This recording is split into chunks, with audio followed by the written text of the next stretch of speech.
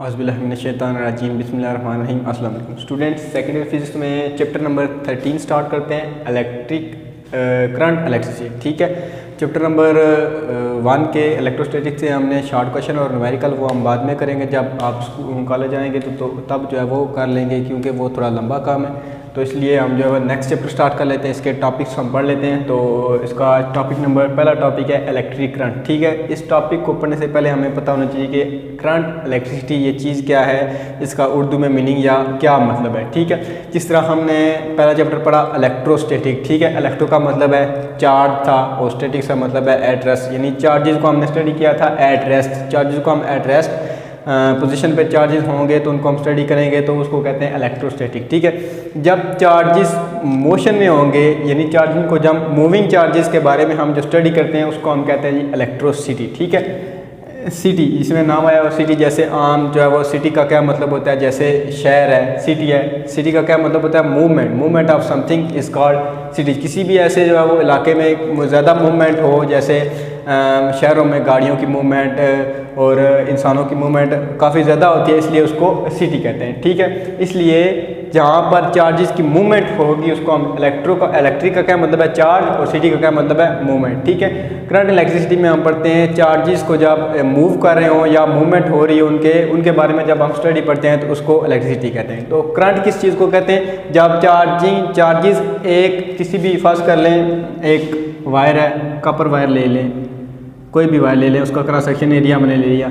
जब इसका एक एंड फर्ज करें ए बी है, ये ए है और ए बी है। ठीक है, जब चार्जेस एक सिरे से दूसरे सिरे की तरफ मूव करेंगे, ठीक है, चार्जेस एक सिरे से दूसरे तरफ मूव करेंगे तो उसको हम क्या करेंगे कि इस वायर में इलेक्ट्रिक करंट पास हो रहा है। ठीक है, जब चार्जेस फर्ज कर लें आप जो है वो यही वायर है, ठीक है, आप इस वायर के एक तरफ जो है वो आग लगाते हैं, इस पर आग का फ्लेम लगाते हैं, ठीक है, और दूसरे सिरे को आप जो है वो अपने हाथ से पकड़ते हैं, तो क्या होगा यहाँ पे जब जैसे जैसे ये हीट होना शुरू होगी, हीट होने की जो है वो सूरत में इसके जो है वो इलेक्ट्रॉन्स हैं, अंदर फ्री इलेक्ट्रॉन्स हैं या उनकी एनर्जी थर्मल एनर्जी बढ़ना शुरू होगी, जिसकी वजह से ये वायर गर्म होना शुरू होगी। गर्म किस तरह होना शुरू होगी, ये पार्टिकल्स जो हैं वो चार्जेस एक दूसरे को अपनी एनर्जी ट्रांसफ़र करेंगे और जब यहाँ पर थोड़ी देर बाद आपको महसूस होगा कि जो वायर गर्म होना शुरू हुई है, आपके हाथ को गर्म लगेगी, तो होता क्या है यहाँ से ये चार्जेस अपनी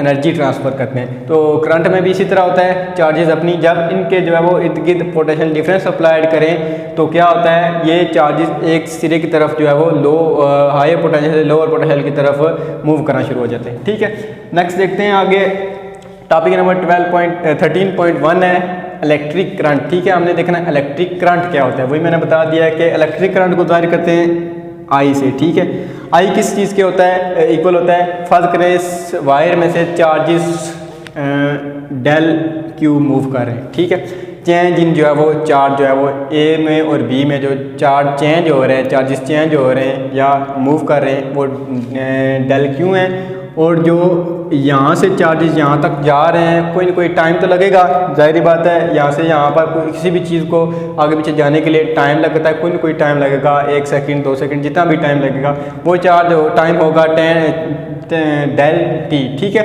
जब हम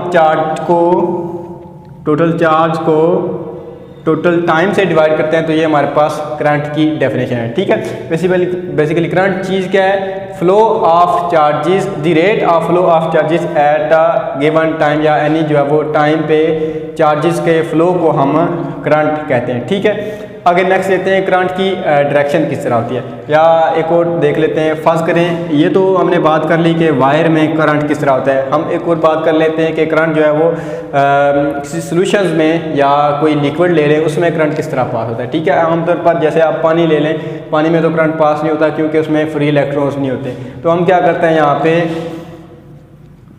कॉपर सल्फेट का जो है वो सोल्यूशन ले लेते हैं। तो ठीक है, जब ये सोल्यूशन बनता है कॉपर का तो कॉपर अपने आयन में Cu+2 और सल्फेट अपने आयन में SO4-2। ठीक है, ये अपने अपने आयन में कन्वर्ट हो जाते हैं और इनके फ्री इलेक्ट्रॉन्स, ये देखें ये और ये फ्री इलेक्ट्रॉन्स हैं, इन फ्री इलेक्ट्रॉन की वजह से इस सॉल्यूशन में इलेक्ट्रिक करंट पास होता है और ऐसे सोल्यूशन को हम कहते हैं इलेक्ट्रोलाइट। ठीक है, आपने केमिस्ट्री में पढ़ा होगा, ऐसे सोल्यूशन को हम इलेक्ट्रोलाइट कहते हैं। ठीक है, वायर में करंट पास होता है चार्जेस की वजह से, यहाँ पे भी वहाँ पे भी वायर में चार्जेस और चार्जेस में फ्री इलेक्ट्रॉन की वजह से करंट पास करता है, और सोल्यूशन में इलेक्ट्रोलाइट में करंट जो है वो फ्री इलेक्ट्रॉन की वजह से, जो लूजली बॉन्डेड होते हैं आखिरी शेल से इलेक्ट्रॉन, तो वो इलेक्ट्रॉन लूज़ हो जाते हैं, फ्री हो जाते हैं अपने शेल से, और वो इलेक्ट्रिसिटी को कंडक्ट करने की सलाहियत रखते हैं। ठीक है, नेक्स्ट देखते हैं डायरेक्शन ऑफ जो है वो करंट किस तरह होती है। फर्स्ट कर लें, एक सर्किट ले लें,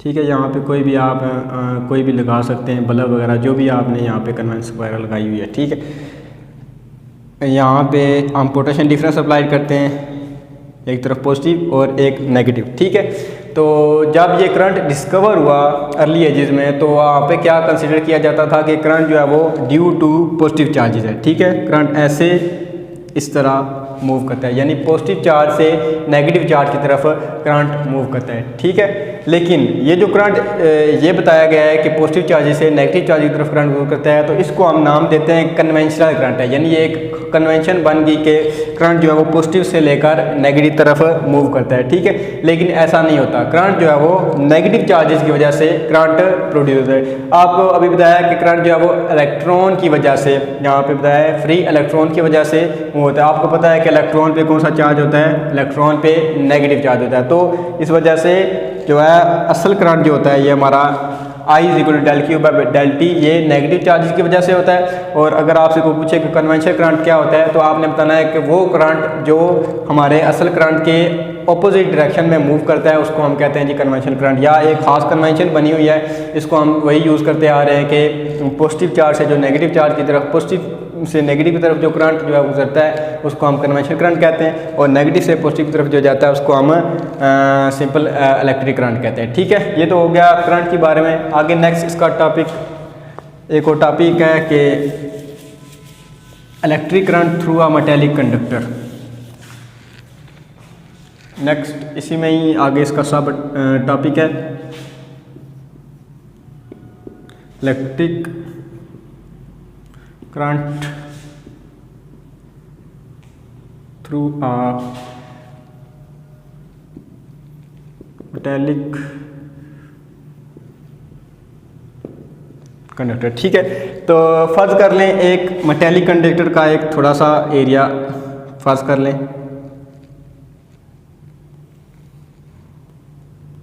ठीक है, क्रॉस सेक्शन एरिया, उसमें थोड़ा सा एरिया उसका कर लें। तो आपको पता है कि किसी भी जो है वो सब्सटेंस में फ्री इलेक्ट्रॉन्स या एटम्स का मिलकर बना होता है, तो फर्ज करें ये एटम का मिलकर बना हुआ है। ठीक है, ऐसे ये क्रॉस सेक्शन ऑफ वायर, हमने कोई भी वायर ले लिया है, ये एटम्स का बना होता है। तो इसमें क्या होता है, आपको पता है कि एटम्स के वैलेंस शेल में से इलेक्ट्रॉन अपने आप को स्टेबल करने के लिए अपने वैलेंस शेल में से कुछ इलेक्ट्रॉन को उनको निकाल देते हैं, या उनको किसी और को डोनेट कर देते हैं, या उनको रिलीज़ कर देते हैं। तो वो रिलीज़ कर देते हैं, वो इलेक्ट्रॉन जो हैं ऐसे इन जो है वो इलेक्ट्रॉन के दरमियान मौजूद होते हैं। ठीक है, इन पार्टिकल्स के दरमियान में मौजूद होते हैं। ठीक है, ये इनके दरमियान मौजूद होते हैं। जैसे मैंने मिसाल दी आपको कापर की जो अपने आखिरी शेल में इलेक्ट्रॉन पूरे करने के लिए उसे दो उसके पास फालतू मज़ीद इलेक्ट्रॉन होते हैं, वो क्या करता है, दो इलेक्ट्रॉन को अपने शेल से निकाल देता है।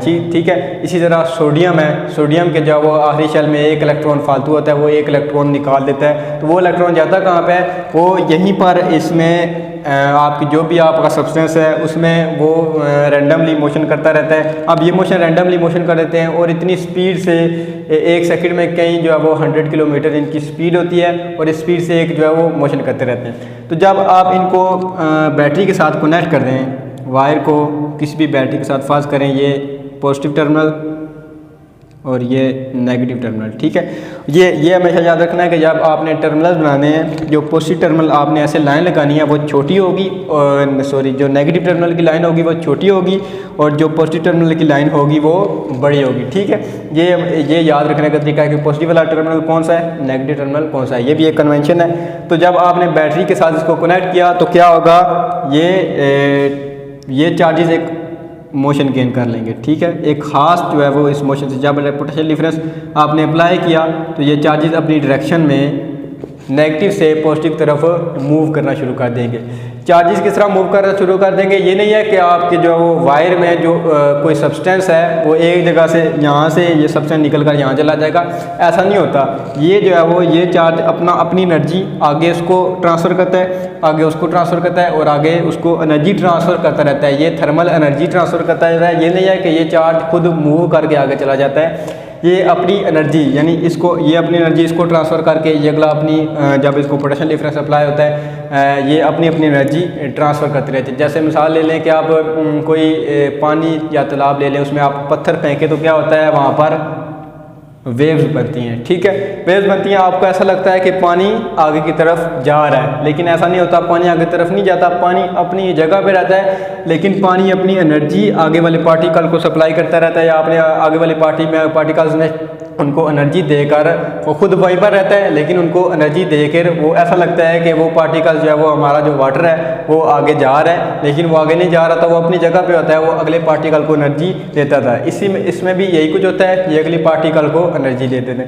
जब इनके रैंडम मोशन में होते हैं, जब इनका कोई टर्मिनल के साथ हमने जुड़ा नहीं होता, तो इनकी एनर्जी, वो थर्मल एनर्जी बहुत ज़्यादा होती है, या रैंडम मोशन बहुत ज़्यादा होती है, ठीक है। तो आपको पता है कि इलेक्ट्रिक फील्ड इंटेंसिटी यहाँ पे क्या होती है, यहाँ पे electric field of lines positive से नेगेटिव की तरफ होती हैं। तो ये क्या होगा, इन इलेक्ट्रॉन की मोशन क्या होगी, इनकी इलेक्ट्रिक फील्ड की नेगेटिव डायरेक्शन में होगी, यानी इलेक्ट्रिक फील्ड की डायरेक्शन पॉजिटिव से नेगेटिव की तरफ है, और हमारे चार्जेस किस तरफ मूव कर रहे हैं, नेगेटिव से पॉजिटिव की तरफ। तो क्या होता है, इनकी एक मोशन गेन करते हैं या एक वेलोसिटी गेन करते हैं, उसको हम कहते हैं जी इनकी ड्रिफ्ट वेलोसिटी है, इलेक्ट्रॉन की, फ्री इलेक्ट्रॉन की ड्रिफ्ट वेलोसिटी है। वो आपने याद रखना है, MCQs में अक्सर पूछा जा सकता है, 10⁻³ मीटर पर सेकंड। ये इनकी ड्रिफ्ट वेलोसिटी या इलेक्ट्रॉन की स्पीड होती है कि वो किस स्पीड से अपनी एनर्जी, या किस स्पीड से हम कह सकते हैं मूव कर रहे हैं, या आम ज़बान में कहते हैं कि मूव कर रहे हैं, लेकिन या किस स्पीड से अपनी एनर्जी को वो अगले इलेक्ट्रॉन में ट्रांसफ़र कर रहे हैं, ठीक है। तो ये टॉपिक नंबर